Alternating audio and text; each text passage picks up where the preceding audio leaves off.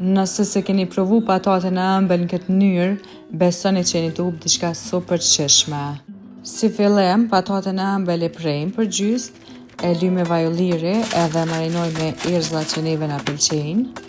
E një këshill, mos e futni pataten pa letër sipër, se mundet me u djeg, e kështu del në mënyrë perfekte. E ndërkohë derisa patatja pjeket për disa minuta, na e marinojmë edhe salcën. Qep, tomate, specë dhe karrot, i bojmë bashk, i blendojmë. Derisa salcat me përform, na e fërkojmë mishin. Masanej mishin me salcën i bojmë bashk derisa të bëhet një masë një trajtshme. Çfarë arome ka marrë shtëpia prej patates së ëmbël, na veç po nxjerrim prej furre. E shtypim pak me pyron që me bu vend për mbushje. Masi ta mbushim me salcë, sipër shtojmë edhe mozzarella. Mundeni me fut masanej në furrë ose edhe në mikrovele për disa minuta.